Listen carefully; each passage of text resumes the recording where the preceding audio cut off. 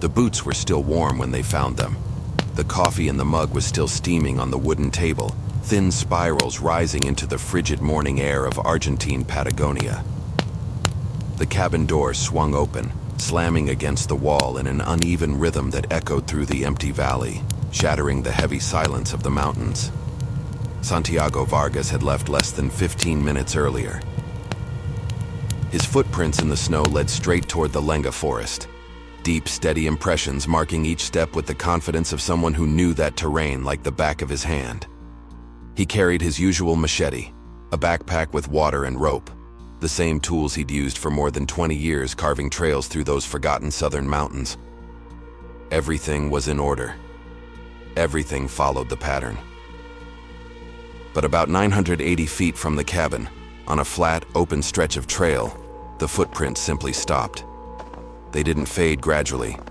They weren't covered by wind or the light snowfall that had begun drifting down. They ended. The last print sat there, perfect, deep in untouched snow, as if the next step had been taken into a reality that doesn't accept marks. Out in the open, beneath trees that hid nothing, surrounded by pristine snow in every direction. Santiago Vargas's tracks stopped, as if he'd been lifted straight off the ground by something that leaves no trace, disturbs no surface, doesn't need to touch in order to take. The silence of Patagonia swallowed him whole that morning in June 2019. But 3 weeks later, new trails began to appear in the forest. Freshly cut paths crossing valleys no one visited. Branches sliced with the same precise technique Santiago used. Markings identical to the ones he painted in red on rocks. No one saw who was opening those trails. No one heard the sound of a blade cutting through dense vegetation at night. The marks simply appeared at dawn, fresh and deliberate, as if something had learned to imitate the work of a man who no longer existed. And when they found the word painted on a rock at the end of the 20th trail, it was already too late to stop looking.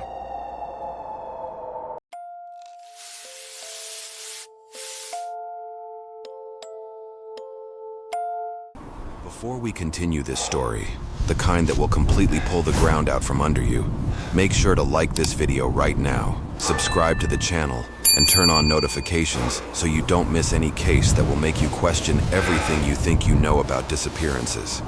And tell me in the comments, what city are you watching from? I want to know who's brave enough to follow this story all the way to the end. Argentine Patagonia doesn't forgive mistakes. The mountains rise like walls of stone and ice. The wind cuts through your skin like blades, and the temperature can drop nearly 40 degrees Fahrenheit in less than an hour. It's a land that demands respect, knowledge, preparation. Santiago Vargas had all of that. 54 years old, a body hardened by decades of trail work. He knew every valley, every peak, every cave in the region of Parque Nacional Los Glaciares better than any other guide. He wasn't a lost tourist. He wasn't an inexperienced adventurer. He wasn't the kind of man who underestimated a mountain. Santiago was the mountain. He was born in El Chalten, grew up climbing the same rock faces where he would later disappear, and spent his entire life mapping trails that led tourists and researchers along the safest routes through that maze of stone and ice. When Santiago said a route was safe, it was safe. When he marked a danger point, everyone rewrote it. His word carried the weight of rock, the solidity of a glacier. That's why when he vanished on the morning of 6/14/2019, on a trail he himself had opened 15 years earlier, under perfect weather conditions, no blizzards, no avalanches, nothing that could explain it. The community of El Chalten collapsed. It wasn't possible. Santiago didn't get lost. Santiago didn't make mistakes. Santiago didn't disappear, but his footprint stopped in the middle of an empty clearing. And what came next transformed an impossible disappearance into something the park rangers still refused to name. Santiago Vargas woke up every day at 5 a.m. Not because he forced himself to, but because his body no longer knew how to sleep past that hour. 32 years of cutting trails in Patagonia had synchronized his internal clock with the rhythm of the mountains. He brewed strong coffee, almost black, in an old Italian mocha pot he'd inherited from his father. He wore the same clothes every time: brown trekking pants, a gray thermal shirt, and a dark green waterproof jacket patched in 3 different places. His boots were Salomon's, the same model he'd been wearing for 15 years. Santiago was a man of patterns, not out of rigidity, but because patterns save lives in the mountains.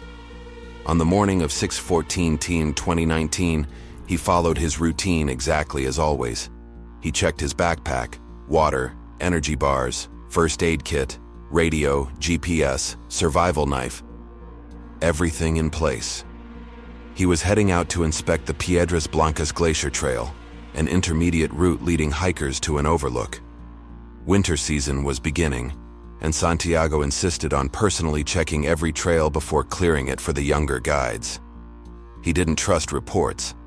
He trusted his own feet, his own eyes, the instinct the mountain had sharpened over decades. At 5:47 a.m., Santiago left the cabin. The temperature was 27 degrees Fahrenheit, but there was no wind. The sky was clear, stars still visible above the snow-covered peaks. Perfect conditions. He locked the door, tested the handle twice, and started walking. The trail began about 260 feet from the cabin, a well-marked path cutting through the Lenga forest toward the valley. Santiago knew every tree along that stretch. He walked with the steady pace of someone who doesn't need to look at the ground, the confidence of someone who has memorized every irregularity in the terrain. At 6:12 a.m., and the park operations base radio crackled. "Base, this is Vargas, entering Sector 4 of Piedras Blancas. All clear so far. Heading up to the overlook and back before noon. Over." Park Ranger Rodrigo Maldonado responded with routine confirmation and logged the time. It was a standard check-in, nothing unusual. No one imagined those would be the last words anyone would ever hear from Santiago Vargas. When noon came and he hadn't returned, Rodrigo didn't worry immediately. Santiago often lost track of time when he found something that needed repair. At 1:30 p.m., Rodrigo tried calling him on the radio. Silence. At 2 p.m., concern began to tear through the comfort of routine. Rodrigo alerted guide Andrea Lagos and another ranger. They headed toward the Piedras Blancas Glacier Trail carrying rescue equipment. They expected to find Santiago with a twisted ankle, or stuck in a crevice, or with a dead radio battery. They expected an explainable accident. They reached Santiago's cabin at 3:20 p.m. The door was open, swaying in the wind. The coffee mug still sat on the table, the liquid cold but not frozen. Spare boots by the extinguished fireplace. Everything suggested a quick, routine departure. No urgency, no struggle. Andrea touched the mug. There was the faintest trace of warmth left in the ceramic. Santiago had left only hours earlier. They followed the footprints in the snow. They were unmistakable. Size 10. Salomon boots. Tread pattern Andrea recognized because she had walked beside Santiago hundreds of times. The prints moved steadily along the trail. Even spacing. Consistent depth. Santiago wasn't running. He wasn't stumbling. He wasn't in distress. He was walking normally. The snow around the trail was untouched, smooth, glistening under the late afternoon light. No other tracks, no animal signs, no disturbance. Just the solitary steps of Santiago Vargas cutting through the forest. They followed the trail of prints for about 980 feet. The path rose gently toward a natural clearing, a safe open area surrounded by old lenga trees with twisted trunks. The footprints entered the clearing. They crossed roughly 65 feet of fully exposed ground. And then, they stopped. Andrea took 3 steps beyond the final print. Nothing. She walked a full circle around it. Nothing. Pristine snow stretched in every direction. No sign that anyone or anything had passed through except Santiago Vargas. The last footprint was there. Perfect. Deep. The sole imprint sharp and clear in the snow. As if he had taken that step, and the next had landed somewhere that doesn't exist. Rodrigo felt his stomach twist. It wasn't fear of the unknown. It was fear of something worse. The absolute collapse of logic. He had been guiding in Patagonia for 17 years. He had seen accidents. Avalanches, fatal falls, hypothermia, puma attacks. He knew every way a mountain could kill a person, but this wasn't any of them. People don't evaporate. Bodies don't vanish, leaving footprints that end in the middle of nowhere. Andrea grabbed the radio with hands that had begun to tremble. She reported their location and described what they were seeing. Within 40 minutes, 8 people stood in the clearing. 4 rangers, 2 police officers from El Chalten, and 2 veteran guides who had known Santiago since he was young. They all saw the same thing. They all confirmed the same impossibility. Footprints that simply ended. Snow that did not lie. An emptiness that explained nothing. As the sun dropped behind the peaks and the temperature plummeted, 16 people searched in widening circles. They worked 6 uninterrupted hours, using flashlights once darkness swallowed the forest. They found nothing. No torn fabric, no blood, no sign of violence.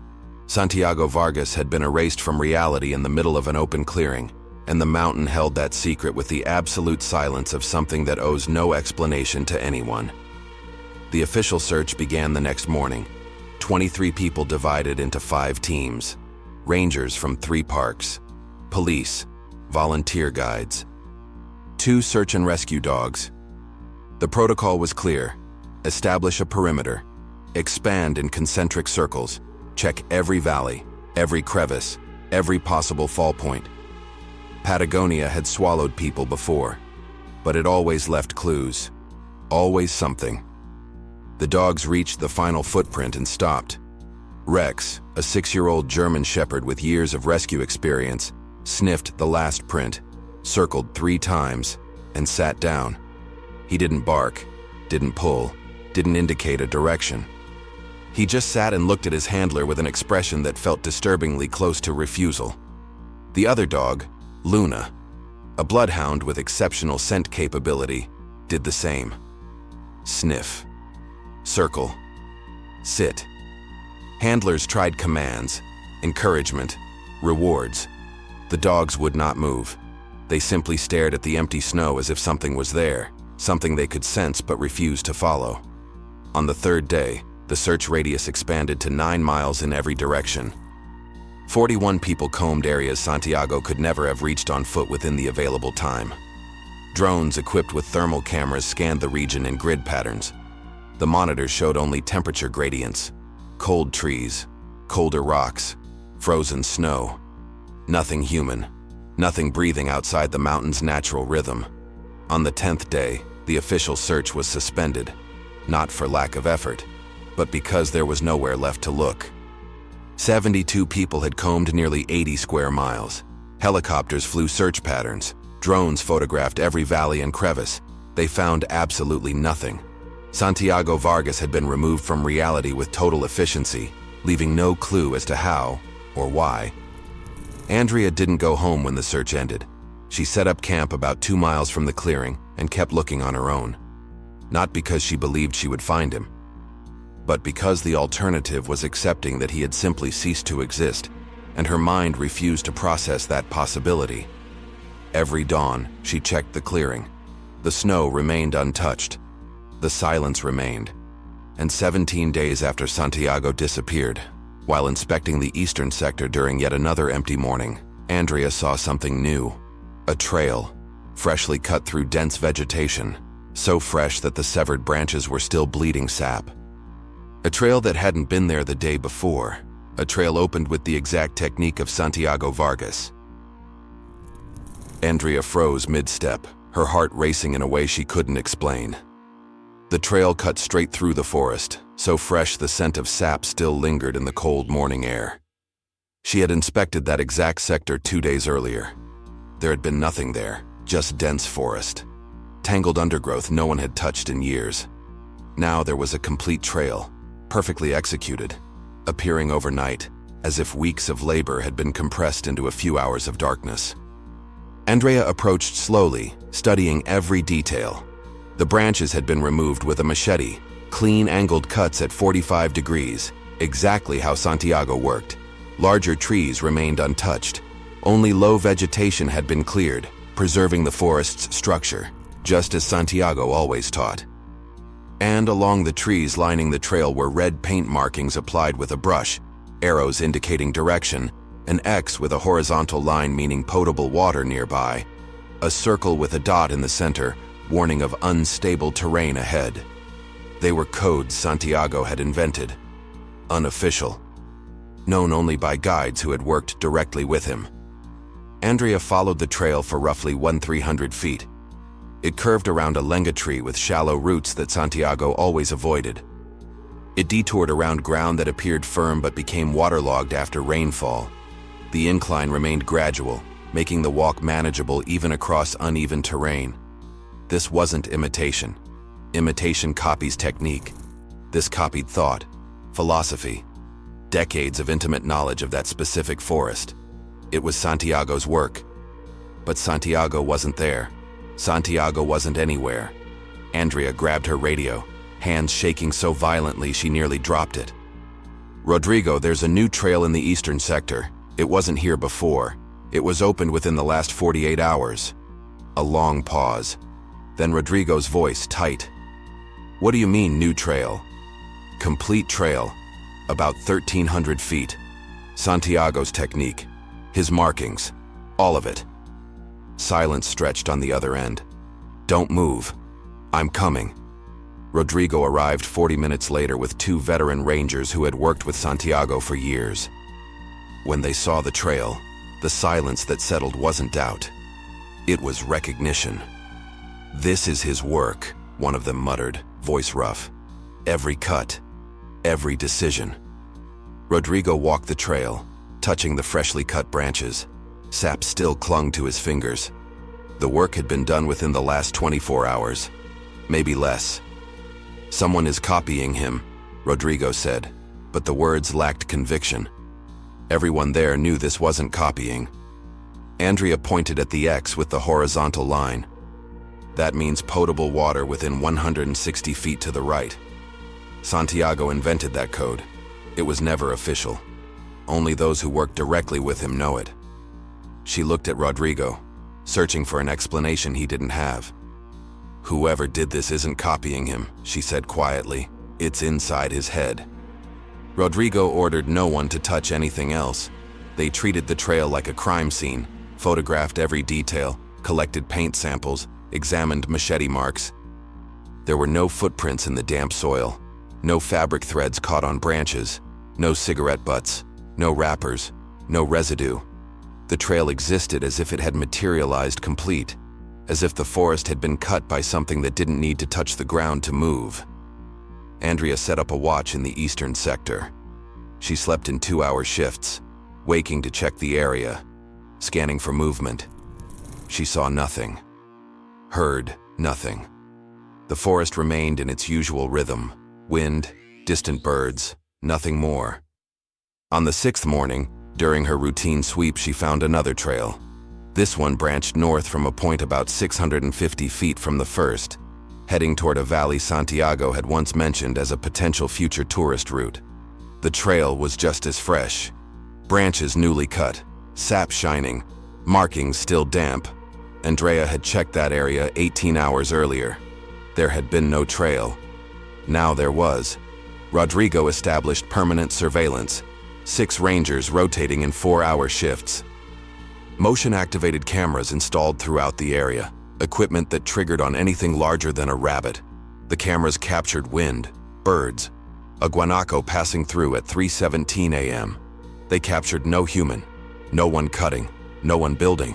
But the trails kept appearing, one every 3 or 4 days, always overnight, always in areas Santiago had identified in his planning notebooks.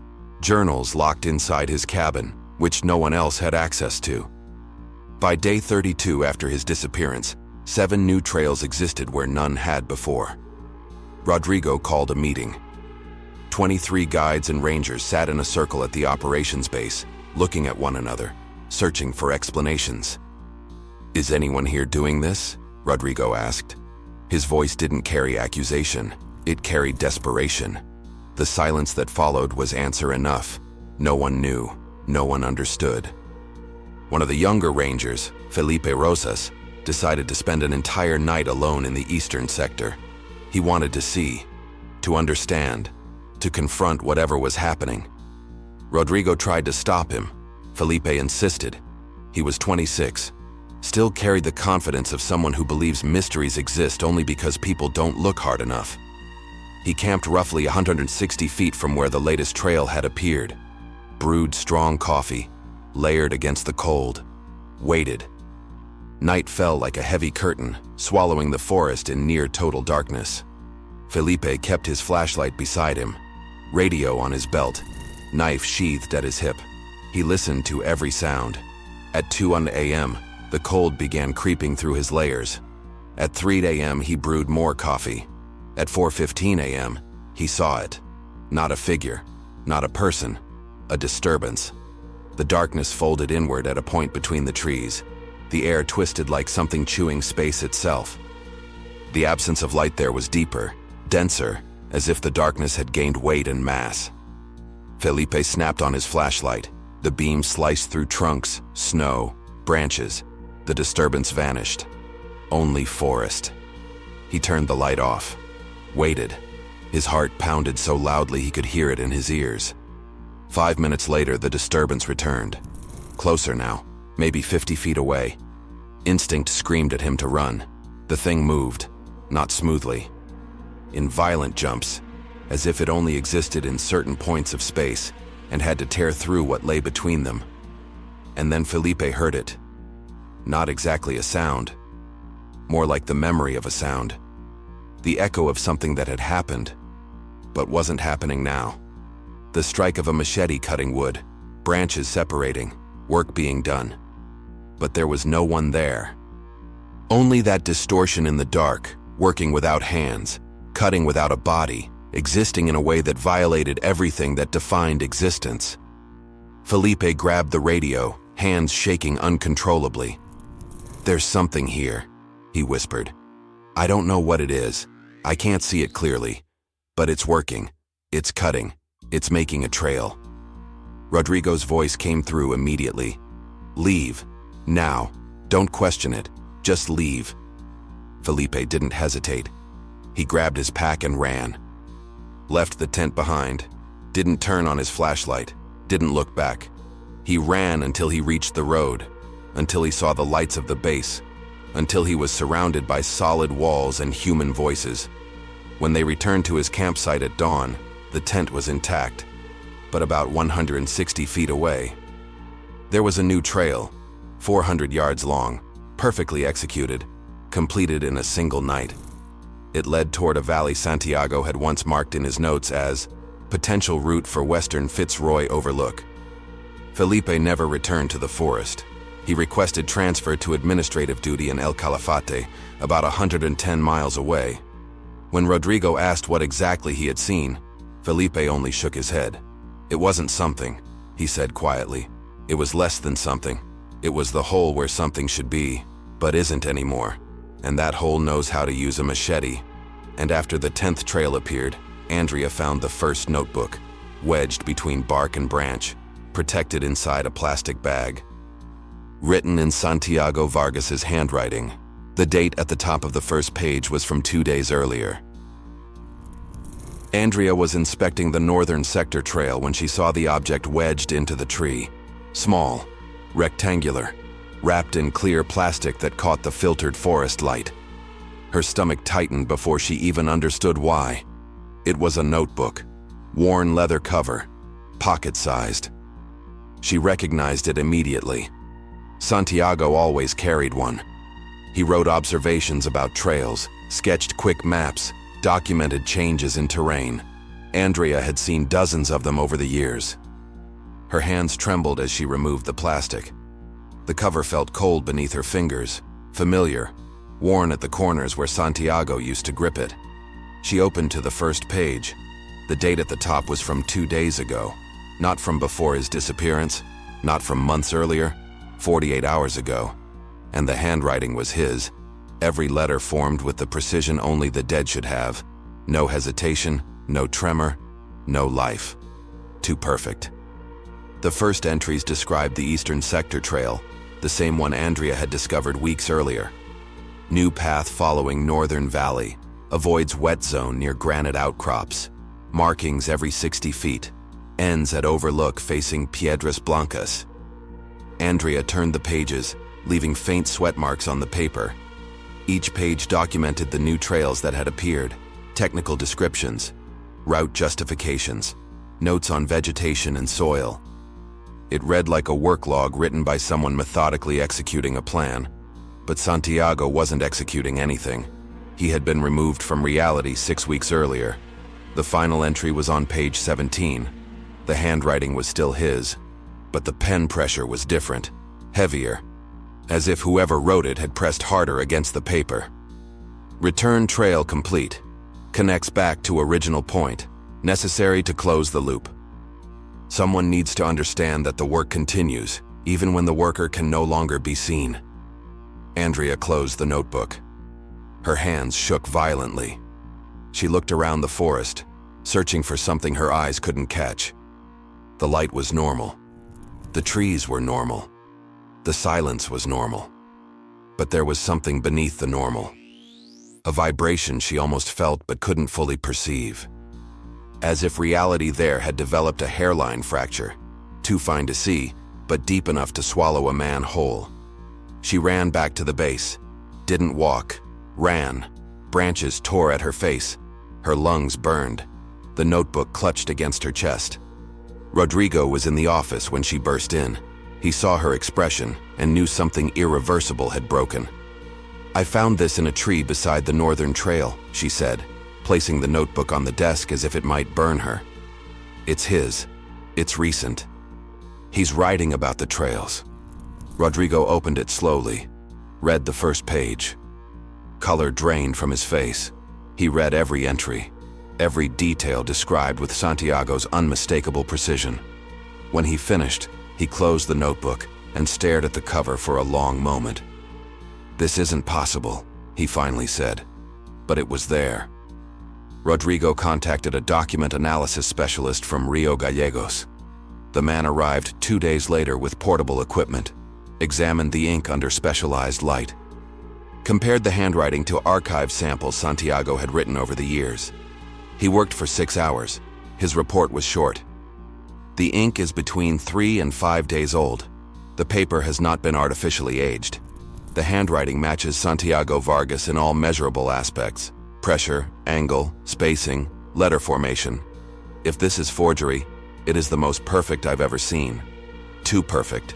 No one maintains absolute consistency over 17 pages of technical writing. This was not imitated. It was written by the same hand." Rodrigo locked the notebook in the base safe, not because it had monetary value, but because it was evidence that reality had cracked, and something was leaking through. 3 days later, another notebook appeared. Andrea found it tied to a tree near the Western Sector Trail, wrapped in the same type of plastic. It described 2 new paths that hadn't yet been discovered. Western path follows ridgeline.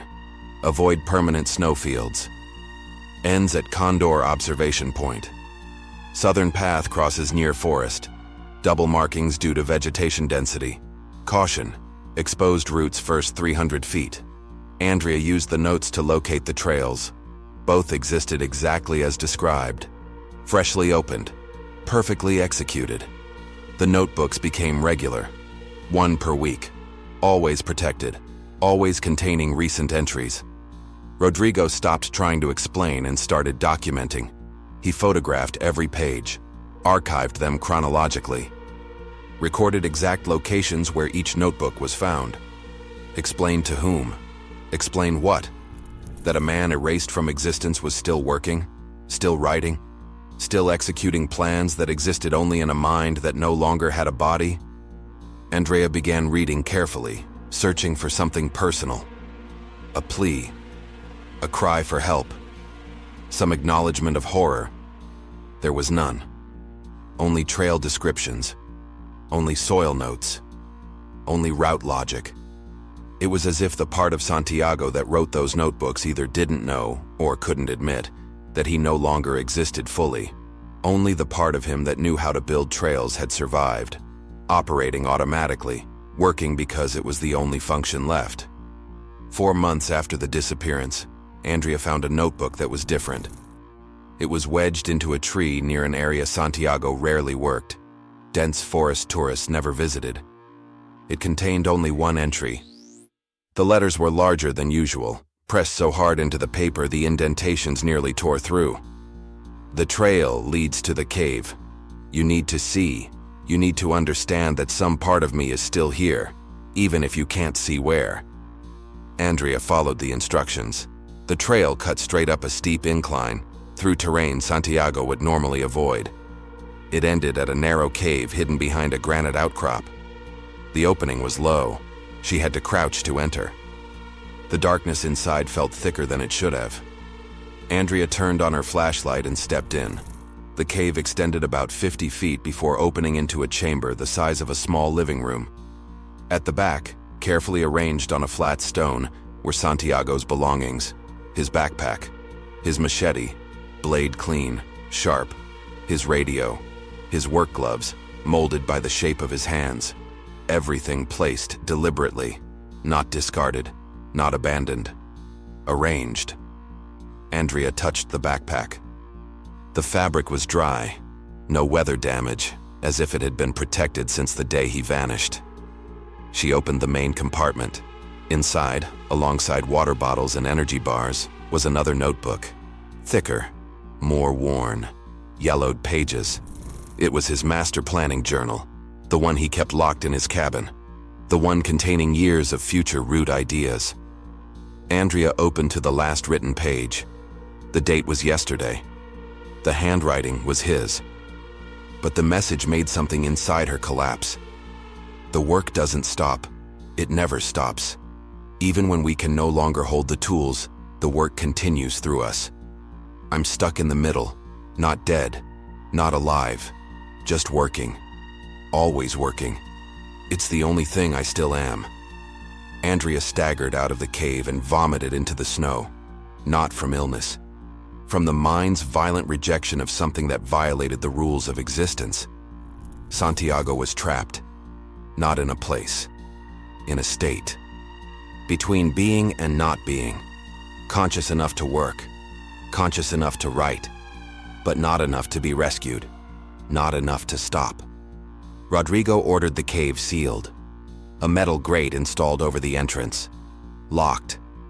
They didn't want tourists finding it. Didn't want questions. Santiago's belongings remained inside. In the dark. Like an altar for a man who wasn't dead, but would never be found alive again. And 3 weeks after the cave was discovered, Andrea found the 20th trail. At the end of it, painted in red on smooth granite, was a single word. The 20th trail was the longest yet. It stretched nearly 2 miles through varied terrain, connecting 2 sections of the park that had previously required long detours to reach. Andrea discovered it during a routine patrol and followed it from beginning to end, documenting every detail. The craftsmanship still resembled the earlier trails. But something had changed. The red paint markings were less precise, arrows slightly crooked. Lines uneven, as if the hand applying them had begun to tremble, or as if whatever was imitating a hand was starting to forget how hands worked. The trail ended in a natural clearing overlooking Mount Fitzroy, the jagged peak rising against the sky like stone fangs tearing through the clouds. A place Santiago would have loved to turn into a destination. But Andrea barely noticed the view. Her eyes locked onto a smooth slab of gray granite at the center of the clearing. There was a word painted on it, not a directional symbol, not a resource marker, just a word. Large, uneven. Each stroke applied with urgency that bordered on desperation. Alone. Andrea stood motionless before the rock. The letters seemed too red, too alive, as if the paint still carried heat. 7 letters carrying the full weight of absolute isolation. Wherever Santiago was, whatever had happened, he was alone. He knew it. And he had found a way to communicate it using the only language he had left, his work. The letters weren't as perfect as the earlier markings. The A leaned slightly to one side. The L had been repainted over itself, as if the first attempt hadn't felt strong enough. The N trembled at its edges. This was not the steady hand of a master guide. This was deterioration. The writing of someone losing control, or something losing coherence. Andrea stepped closer and touched the paint. It was dry, but not completely. There was residual warmth in it, as if it had been applied only hours earlier. As if Santiago had stood there that morning, holding a brush with hands that shouldn't have been able to hold anything at all. Andrea felt something inside her break. Not tears of sadness, but the collapse that comes from witnessing a fate worse than death. To be trapped between layers of reality, still conscious, still working, but completely cut off from touch, from voice, from presence. No body, no sound, only awareness floating in a place that should not exist, opening trails because it was the only proof that some fragment of him remained. She photographed the word from every angle, measured the letters, documented the texture of the paint. Then she called Rodrigo. "You need to come to the end of Trail 20, she said, her voice fractured. He left a message. Rodrigo arrived 2 hours later with 4 rangers. They all saw it. They all felt the same visceral discomfort, as if looking at something that should not be seen. "We should cover it," one ranger muttered. "Tourists can't see this." Rodrigo shook his head. "Whatever happened to Santiago, wherever he is, he deserves to have his message preserved." Few tourists reached that clearing anyway. The 20th trail wasn't on official maps, so they left the word. Andrea returned 3 times that week. Each time she stood before the granite slab waiting for change. The word never altered, but the clearing felt colder each visit, the silence heavier, as if despair itself had altered the air. 2 weeks later, the 21st trail appeared, then the 22nd, then the 23rd. The pace accelerated, but the quality deteriorated visibly. Cuts grew rougher. Some routes passed through areas Santiago would have avoided. Markings became erratic, symbols smeared, half-finished. It was like watching someone unravel in slow motion, decades of mastery disintegrating under pressure. Andrea began to dread each new discovery. The 25th trail barely qualified as one, only 165 feet long, cut through an area with no scenic value, ending at nothing. The cuts were jagged, violent, branches torn instead of sliced clean. At the end stood a tree with its bark gouged deeply, as if something had raked it in frustration. No blood, no organic residue. Just wounds in the wood that didn't match animal claws or any tool. The notebooks stopped appearing. The last one had described the 18th trail. After that, silence. No new entries, no explanations. Only trails continuing to manifest like open scars across the forest. The 26th trail appeared on a Tuesday in November. Andrea found it 3 days later, about 300 feet long, ending abruptly. The markings were faint, paint applied so thin it was barely visible. On the last tree before the trail simply stopped, there was an unfinished line of red running vertically down the trunk. Irregular, trembling, as if the hand holding the brush had simply stopped functioning, or forgotten why it was painting at all. Andrea placed her palm against the tree and closed her eyes. For the first time since Santiago vanished, she allowed herself to cry. Not out of grief, but horror. She was witnessing the slow dissolution of human consciousness trapped in a state that allowed neither life nor death. Mechanical work degrading until nothing remained. "I'm sorry," she whispered to the empty forest. "I'm sorry we couldn't find you. I'm sorry we don't know how to bring you back." The forest did not answer. Only wind in the treetops. Only distant birds. Only the indifferent rhythm of a place that had swallowed a man and refused to explain how. Andrea waited for the next trail. A week passed, then 2, then a month. Nothing appeared. The forest returned to normal silence, no longer heavy with expectation, as if something had finally ended, not with a climax, but with exhaustion. Rodrigo maintained surveillance for 2 more months. No new trails, no notebooks. The cameras recorded only ordinary forest. The work had stopped. Whether Santiago had finally dissolved completely, or remained trapped somewhere, conscious but unable to continue. No one knew. 6 months later, hikers began walking the trails without knowing their origin. The mountain kept it secret, but it left Santiago's work carved permanently into the landscape. 26 trails, opened by something that should not have been able to hold a machete. El Chalten tried to return to normal, but normal had lost its meaning for those who knew what had truly happened. Summer tourists arrived. They hiked the new trails without knowing their origin. They took photos from overlooks Santiago had made accessible, without him ever truly standing there to see them finished. Guides led groups along the cleanly cut paths, grateful for the quality of the work, carefully avoiding questions about when the trails had been opened or who had built them. Andrea left her ranger position 4 months after the trails stopped appearing. She couldn't walk through the forest without listening for the echo of a machete slicing branches, without scanning the darkness between trees for that distortion Felipe had described. She moved to Buenos Aires, took an office job, tried to build a life in a place where reality behaved predictably. But at night, when the city quieted, she saw the word painted on stone: alone. 7 letters burned into her memory like a scar that would never fully fade. Rodrigo stayed at the base. Someone had to keep the records. He created a private archive containing everything: photographs of the footprints that ended mid-clearing, images of every trail that appeared, copies of every notebook page, the forensic handwriting analysis, statements from everyone involved in the search, 340 pages documenting the impossible. He didn't know who the archive was for. Maybe no one. Maybe just to ensure that Santiago Vargas had existed, that he had disappeared in a way that violated the laws of physics, and that some part of him had continued working for 6 months after being removed from reality. Felipe never returned to Patagonia. He remained in El Calafate, handling paperwork, avoiding assignments that required entering the forest. When co-workers asked why he had requested the transfer, he offered polite excuses: closer to family. Prefer administrative work. He never mentioned the night alone in the eastern sector, never described the distortion in the dark, never spoke of the sound of a machete cutting air where nothing stood. But sometimes, just before sleep, he would see that density again behind his eyelids.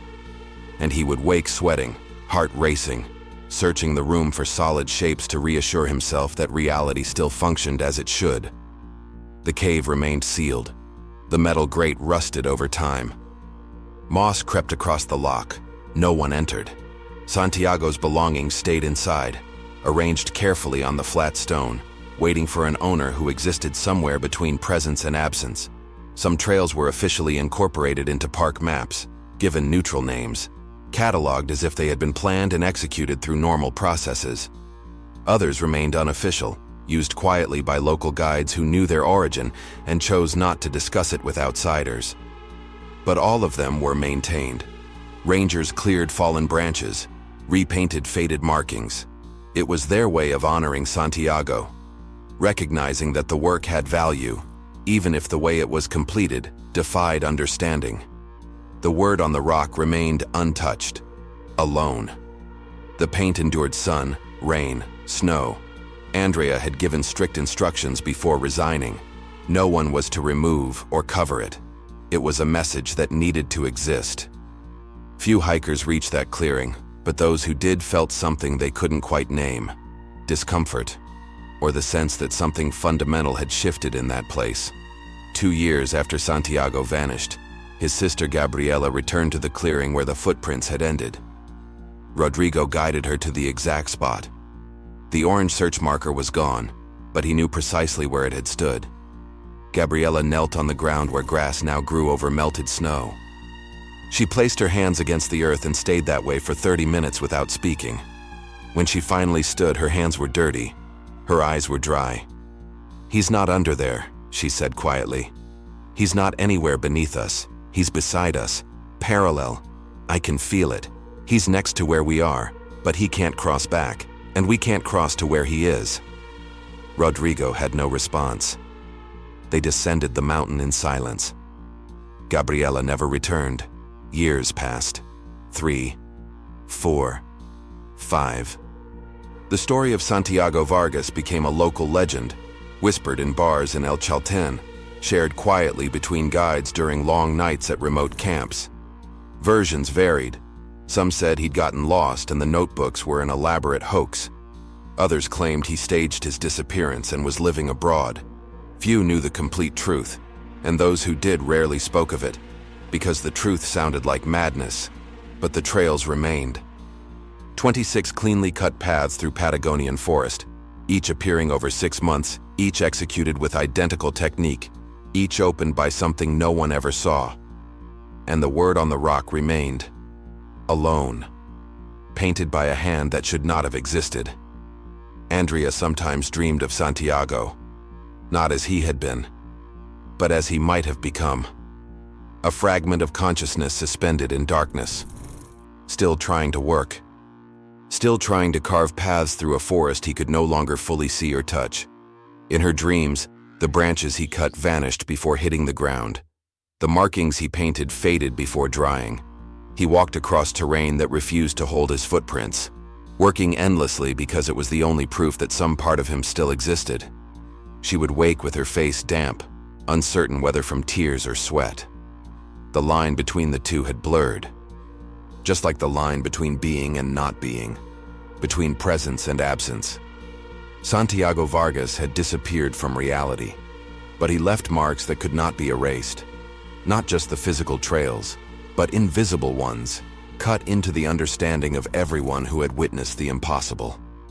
Patagonia kept its secret with the silence of ancient mountains that have seen too much to be disturbed by one more mystery. The peaks continued rising against the sky. Glaciers advanced and retreated in millennia-old rhythms. The wind carved through valleys with absolute indifference to human suffering. And somewhere between the reality we know and the one we cannot perceive, perhaps Santiago Vargas remained, trapped in the middle, alone, still trying to work because he had forgotten how to stop. The trails remained, the word remained, and the mystery remained, like all the best mysteries do, without answers, without resolution. Only a presence at the edge of comprehension, a reminder that there are things in this world that cannot be explained, only witnessed, and then carried like a weight that never fully disappears. Santiago Vargas was removed from reality on a June morning in Patagonia. His footprint stopped in the center of an empty clearing, but his trails continued appearing for 6 months afterward, opened by something unseen, marked with codes only he knew, ending in places only he would have chosen. When they finally stopped appearing, 26 trails remained as evidence that he had been there, trapped between existence and non-existence, working until the last fragment of consciousness dissolved into the void that had swallowed him. The mountain does not return what it takes, but sometimes it leaves marks we cannot ignore. The story of Santiago Vargas remains unanswered to this day. 26 perfectly constructed trails. Notebooks written in the handwriting of a man erased from reality. A single word painted on stone in the Patagonian wilderness: alone. And at the center of it all, an empty clearing where footprints end without explanation. If this story pulled the ground out from under you, make sure to like the video, subscribe to the channel, and turn on notifications so you don't miss the next cases that will challenge everything you think you know about disappearances. And tell me in the comments, what city are you watching from? More importantly, would you have the courage to walk alone on one of the trails Santiago built after he disappeared? Because the truth is, those trails are still there. Hikers walk them every day without knowing their origin. And on especially cold nights when the wind slices through the Patagonian forest, some rangers swear they still hear the distant sound of a blade cutting through branches. But when they check the next morning, there's nothing there. Only untouched forest, and silence that does not answer questions. The mountain kept Santiago Vargas, but it left his work behind as a permanent reminder. There are things between existing and not existing that our reality cannot process. And maybe, somewhere beyond what our eyes can see, he is still there, still working, still alone, to this day.